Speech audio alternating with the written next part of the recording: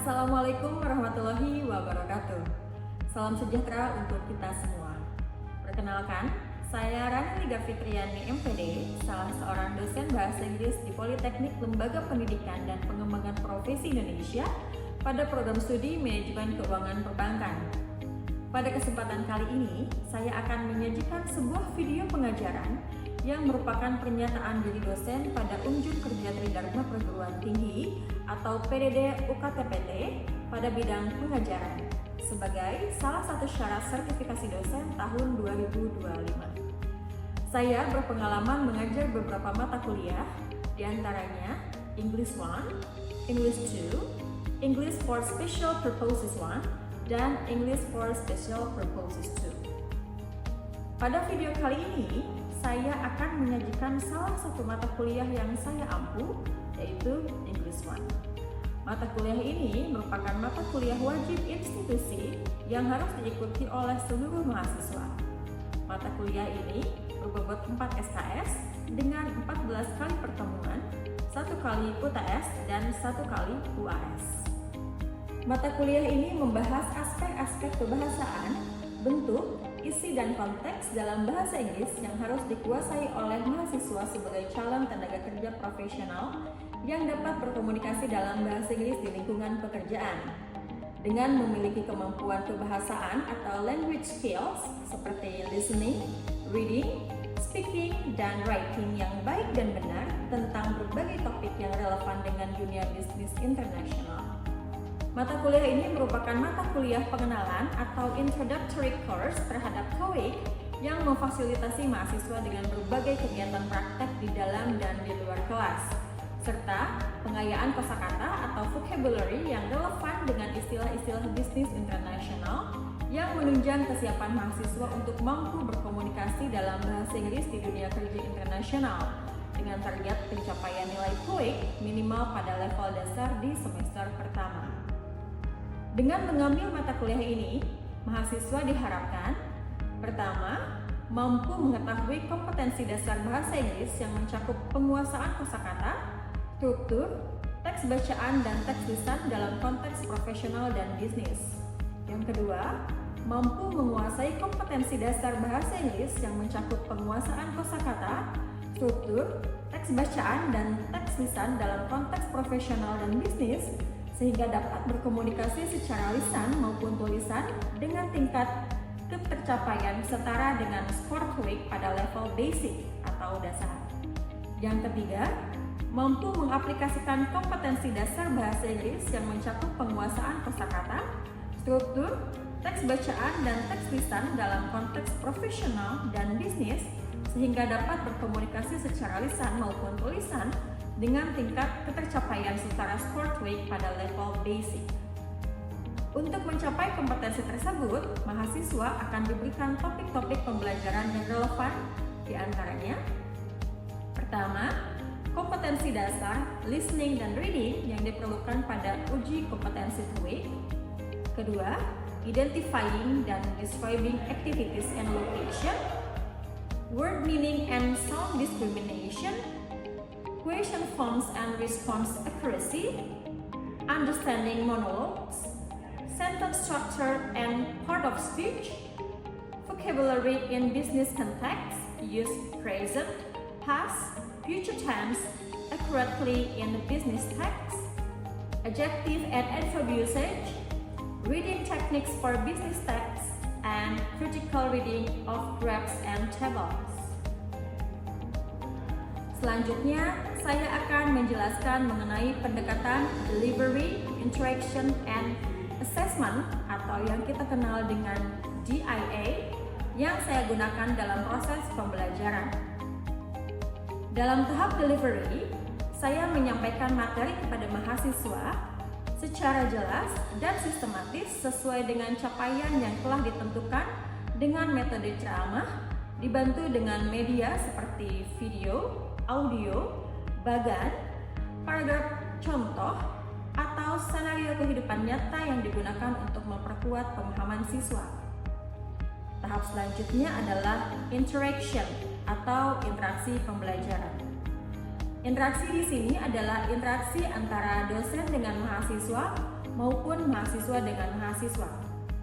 Pada tahap ini, siswa aktif terlibat dalam proses pembelajaran, diantaranya dengan proses tanya jawab, diskusi berpasangan ataupun kelompok, latihan terpimpin, dan role play.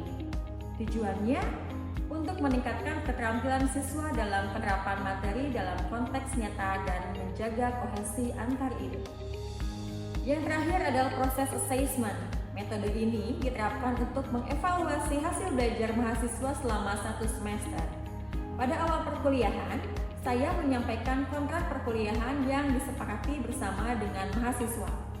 Kontrak tersebut memuat mekanisme serta bobot penilaian yang akan digunakan sepanjang perkuliahan. Tujuan dari penyampaian kontrak ini adalah agar mahasiswa memahami sejak awal bagaimana proses penilaian dilakukan dan dapat menyusun strategi belajar yang tepat untuk mencapai hasil yang diharapkan. Adapun skema penilaian yang saya gunakan terdiri dari kehadiran 15%, formatif 15%, tugas 20%, UTS 20%, dan UAS 30%. Berikut ini adalah tayangan video pengajaran saya pada saat mengampu mata kuliah English 1 pada pertemuan ke-11 dengan topik Simple Future Tense. Selamat menyaksikan. Wassalamualaikum warahmatullahi wabarakatuh. Assalamualaikum warahmatullahi wabarakatuh.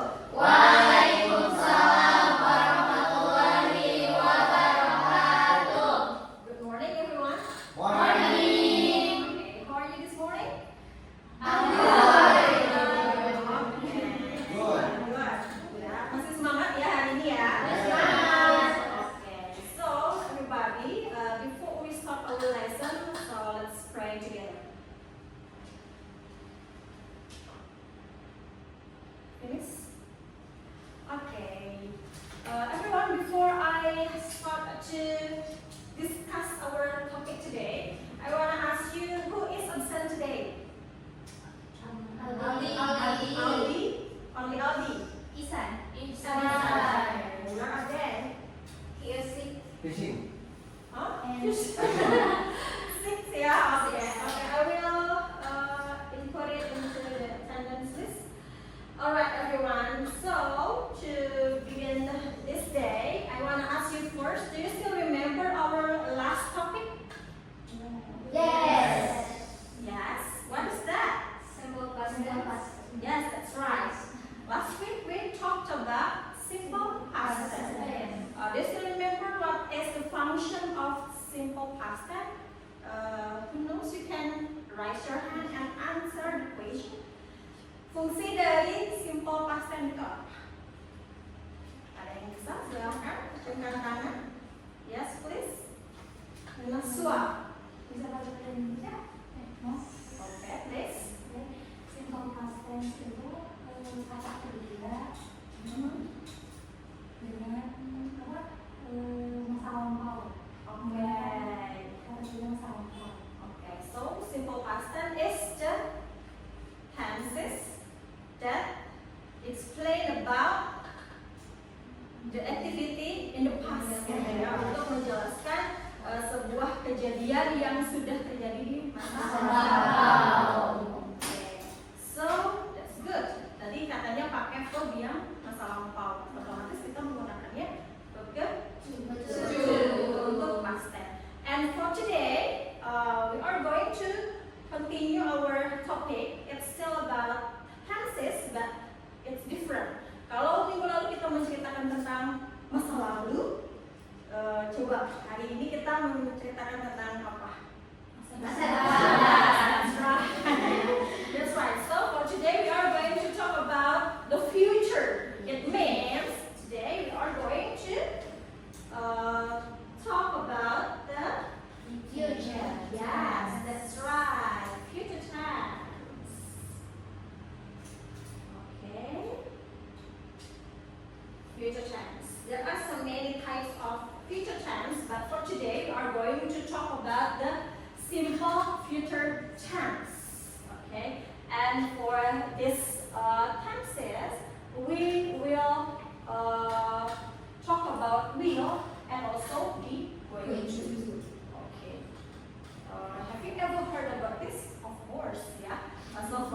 are going to remind you again about this tense. Nah, so the learning objective of this session is that you are able to express cohesive ideas using future tense, that is will and be going to appropriately and in context. Okay, so nah, this one. What is future tense? Tadi di awal juga sudah ada di spill gitu ya. Future tense, future berarti artinya masa depan. So future tense in grammar is used to describe action or states that will happen or exist at a time after the present moment. Jadi untuk menceritakan tentang kejadian yang akan terjadi setelah waktu sekarang. It means in the future, gitu ya, di masa yang akan datang. It indicates events that are yet to occur or states that will exist in the future. Jadi mengindikasikan bahwa suatu kejadian akan terjadi atau belum terjadi, gitu ya. Kebayang ya, future tense itu untuk apa? Kalau yang kemarin pas kan ngomongin kejadian yang sudah berlalu dan sudah tidak terjadi lagi di masa sekarang, gitu ya. Kalau yang ini belum terjadi di masa sekarang dan mungkin, gitu ya. Karena ini kan future, kita tidak tahu masa depan akan seperti apa. Jadi masih mungkin terjadi di masa yang akan datang. Oke, next, let's see. Nah, di awal tadi ada will versus going to. Oke, ini adalah indikator gitu ya dari future tense. Oke, dan apa sih bedanya will sama going to? Kita lihat di sini. Nah, there are two common forms of the future tense. The first is will. Will artinya apa, guys? That's right. Will dalam Indonesia artinya akan.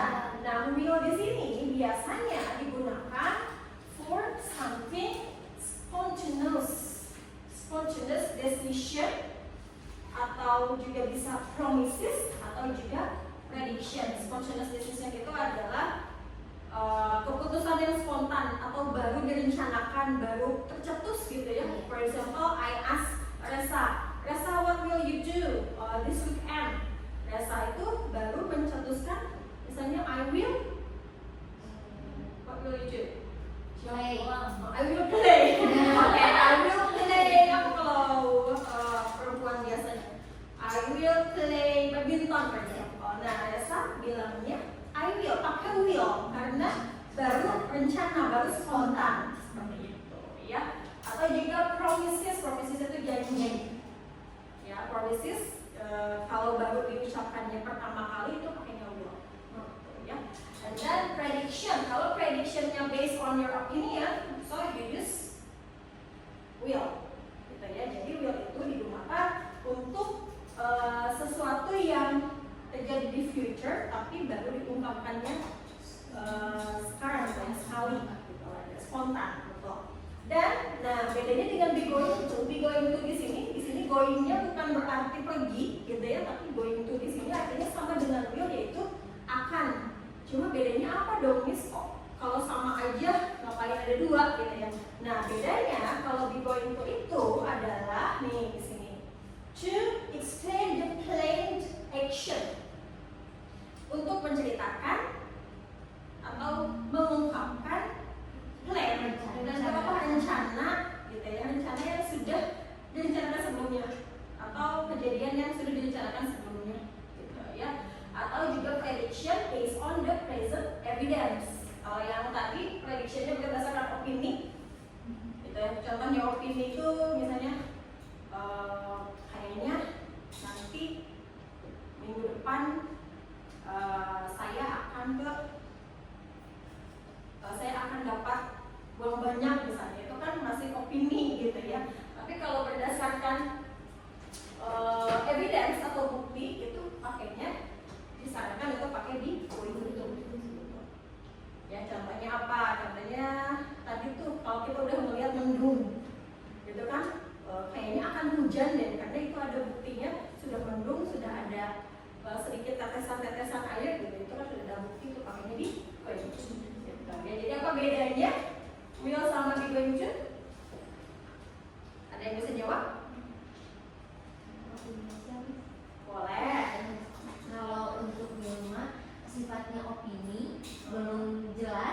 belum pasti dan sifatnya spontan. Kalau misalkan be going to tuh untuk sifatnya yang direncanakan, yang sudah direncanakan. Sebelumnya kita pakai be going to. Good job.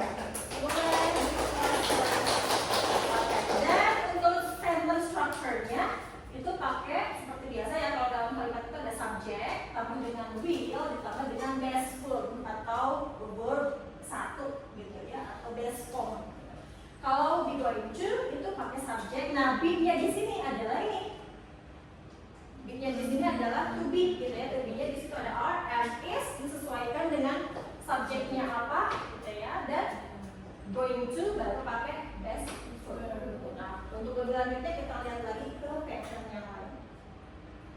Nah, pattern yang lain di sini will, kalau affirmative atau kalimat positif gitu ya, affirmative itu langsung saja subjek will pakai base verb. Misalnya, for example, she will travel to Paris. Nah, di sini tidak boleh karena ini will itu adalah modal auxiliary, gitu ya. Will itu adalah modal auxiliary, jadi harus selalu diikuti dengan base verb. Gak boleh bilang she will to travel atau she will traveling, itu gak boleh. Tapi she will travel. Tadi Reza bilang I will play, nggak boleh bilang I will to play atau I will playing, gitu ya, seperti itu. Nah, kalau yang negatifnya gimana? Seperti biasa ya, apapun kalau yang negatif pasti ada apanya?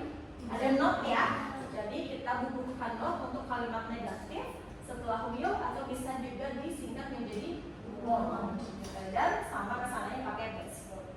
Contohnya he won't join the meeting. It's good. And then for interrogative, seperti biasa, ciri khas interrogative apa? Ya, ciri khasnya apa? Tanda tanya. Oh, that's right. Nah, ciri khasnya adalah ini ada di awal kalimat, gitu ya. Jadi will-nya ada di awal kalimat. Jadi will tambah subject sama base form. Itu contohnya will they come tomorrow? Ya. Atau yang paling populer apa? Will you marry me? Itu paling populer ya. Will you marry me, bukan will you marry me atau will you to marry me, tapi will you marry me. Okay, that's good. Next, how about be going to? Oh, sebelum kesana ada example yang tadi ya. Ada spontaneous decision, contohnya tadi yang sudah dicontohkan sama Reza juga. Nah, I will call you later. Gimana nih? Jadinya nanti kita pergi jalan-jalan. I will call you later. Gitu ya, karena memang baru tercetus kontak. And then janji tadi, he will help you with your homework. Gitu ya. Janji dia akan membantu. And then based on prediction tadi, I think it will snow tomorrow. Itu prediksi kamu gitu ya, bukan prediksi dari BMKG misalnya gitu ya, itu pakainya will. Nah, next ada be going to. Ini sama seperti will tadi, cuma bedanya apa? Ya ininya aja. Kalau tadi langsung lebih simpel ya, subjek langsung will. Kalau ini ada ininya dulu, ada be-nya dulu, baru going to, baru base verb. Ya. Misalnya saya akan mengunjungi cousin itu apa? Sepupu saya. Jadi I am going to visit my cousin. Miss, kok itu ada to-nya? Iya, karena ini merupakan kesatuan dari going to. Dan tidak boleh ada jadi I am going to visiting. No, tapi I am going to visit. Kalau yang negatif, apa ciri khasnya? No. Nah, not-nya di mana? Di setelah be. Yes. Jadi subject plus be plus not, and then going to plus base verb. Good. And interrogative tadi ada ciri khasnya apa? Yes, be-nya pindah ke depan dan ada question mark gitu ya. Jadi are you going to study tonight? Oke, tadi ada yang berlewat sedikit teman-teman, karena ini membicarakan tentang future, otomatis apa? And verb of time-nya ada di future. Contohnya apa aja? Tonight, nanti malam. Terus apa lagi?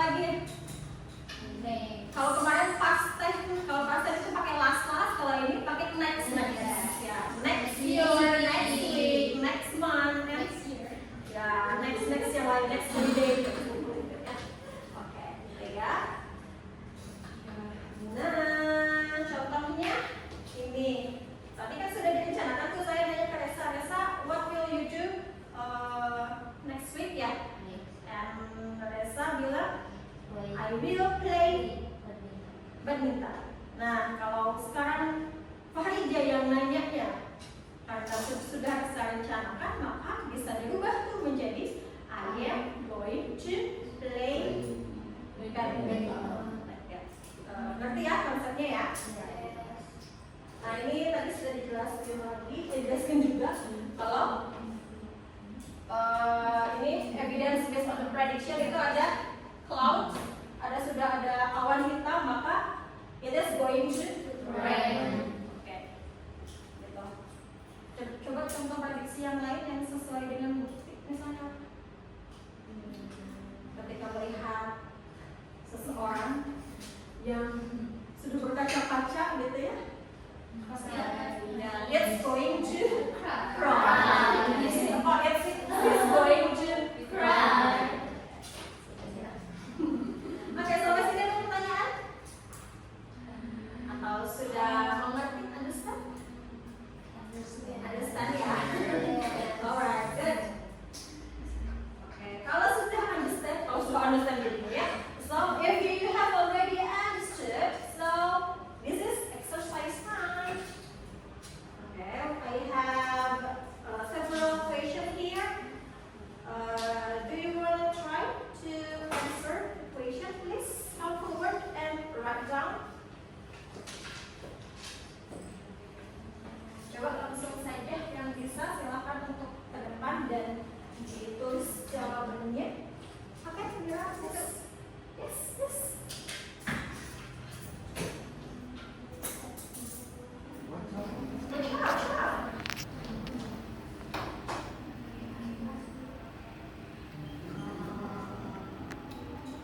Do you want to discuss or debate? First, the B, R, going.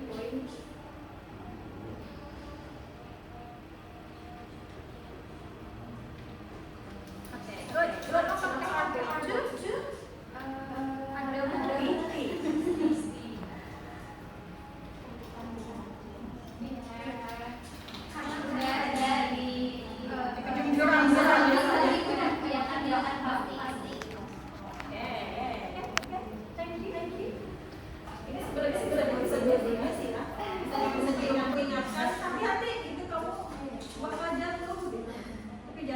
Ada tergantung dia gitu ya, ketika dia langsung jatuh berarti.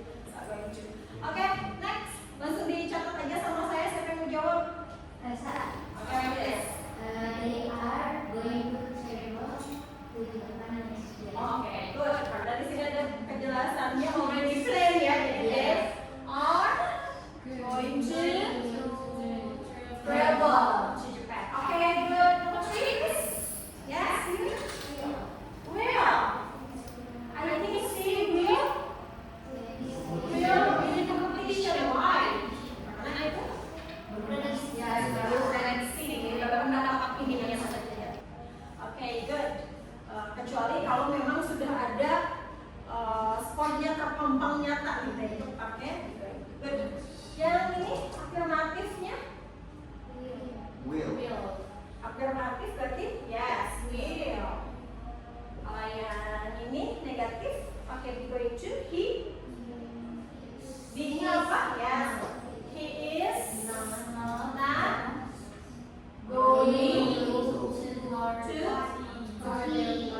ininya verb-nya going to go to the party. Good. And the third interrogative berarti pakai di sini pertanyaannya pakai will, jadi will you take the test? Okay, good.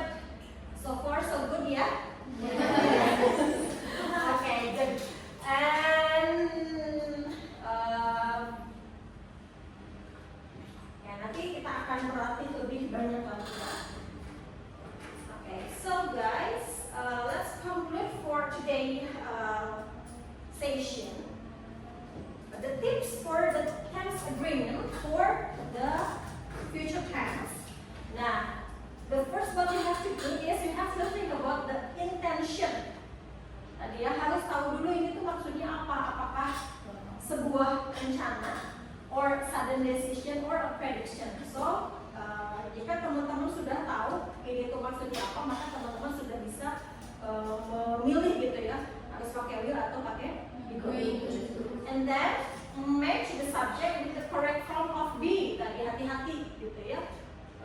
Kalau subjeknya I,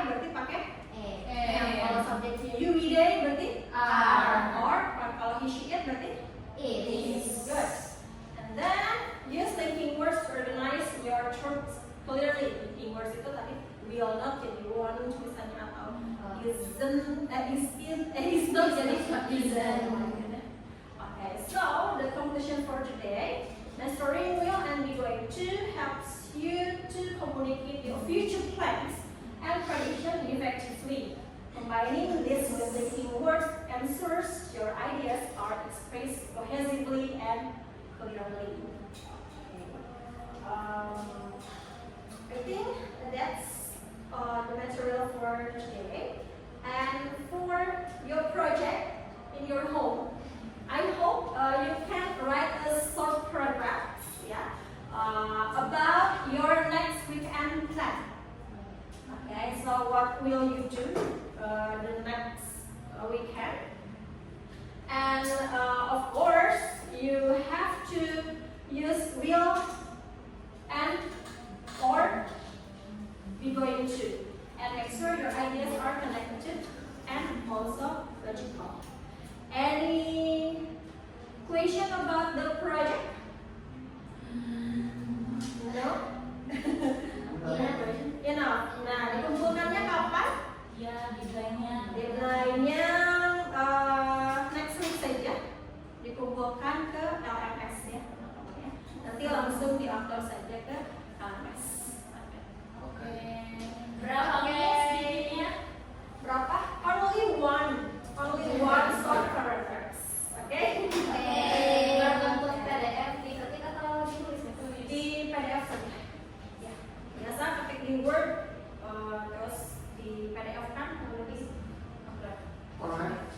Oke ya, clear everyone? Yes. Okay. Thank you so much for your attention. I think enough for today's session about future tense. I hope you can use it in your daily life, especially in your daily communication. And there's no question? No? Okay. It means that it's clear ya. Jadi sudah jelas untuk penjelasan hari ini karena sudah tidak ada pertanyaan lagi. Dan lupa untuk dikerjakan tugasnya. Dan untuk PowerPoint presentation-nya saya juga sudah upload ke LMS dan juga nanti saya share juga di WhatsApp group untuk teman-teman untuk baca kembali. Seperti itu ya. Thank you so much for your attention everyone. See you again in the next session next week insya Allah ya.